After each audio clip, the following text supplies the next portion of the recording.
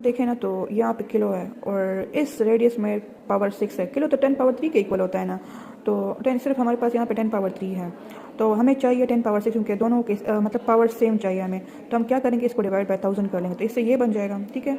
और 1000 के वो जो 3 जीरोज़ है ना वो इधर आ जाएंगे, तो 10 पावर 3 10 पावर 3 से 10 पावर 6 बन जाएगा। तो हमारे पास आ जाएगा 0.25 into 10 power 6, 0.25225 sorry into 10 power 6, ये हमारे पास हाइट आ जाएगी, ठीक है। हमने 10 पावर 6 में इसको इसलिए कन्वर्ट किया क्योंकि यहाँ पे भी 10 पावर 6 है, तो ये कैलकुलेशन में ईजी हो जाएगा हमारे पास। अच्छा, वैल्यूज़ हमने पुट करनी है, यहाँ पे कैलकुलेट करनी है, तो हम कैलकुलेटर ले लेते हैं और इनकी वैल्यूज़ पुट करते हैं। तो पहले है हमारे पास ये वाली वैल्यू, ठीक है, 6.67, तो ये पुट कर लेते हैं 6.67 एक्सपोनेंट -11 ब्रैकेट क्लोज, फिर सेकंड ब्रैकेट ऑन और ये वाला लिख लेते हैं, ये वाली वैल्यू, ठीक है, 6 एक्सपोनेंट 24 ब्रैकेट क्लोज, इससे ये आ गया। तो ये हम इधर ऊपर लिख लेते हैं 4.002 इंटू 10⁻14, ठीक है। अब बारी है डिनोमिनेटर की, इन दोनों की, ठीक है। तो ये 10 पावर 6 सेम है, तो बस इनकी लिखने की ज़रूरत नहीं है।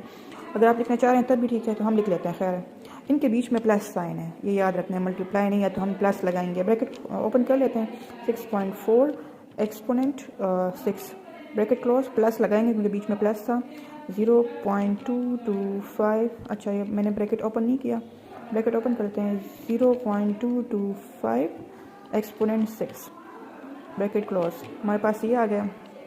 ये वैल्यू हम यहाँ लगा लेते हैं, ठीक है, 6625000, ठीक है, यह लगा लिया। अब इन दोनों को डिवाइड कर लेंगे। हाँ, इनके ऊपर स्क्वायर रूट भी है, तो स्क्वायर रूट भूलना नहीं है आपने, इनको आप डिवाइड कर लेते हैं, फिर लास्ट में स्क्वायर रूट कर लेंगे। तो हमारे पास ऊपर वाली वैल्यू क्या है, ऊपर वाली वैल्यू हमारे पास है 4.002 एक्सपोनेंट 14 और डिवाइड बाय, अब नीचे वाली वैल्यू हमारे पास यहाँ पे रिटर्न फॉर्म में है, तो हम आंसर लिख लेते हैं, मतलब कि जो आंसर आया हुआ है ना, तो इससे आ जाएगा, ये वैल्यू आ जाएगी, ठीक है।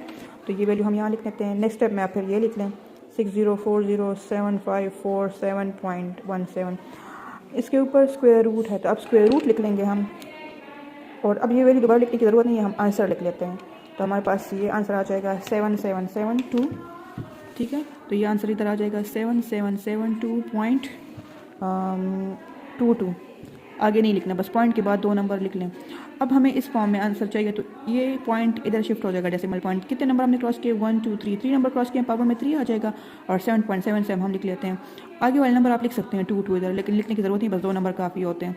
और स्पीड फाइंड करना था, तो स्पीड का यूनिट जो होता है ना वो मीटर पर सेकंड होता है।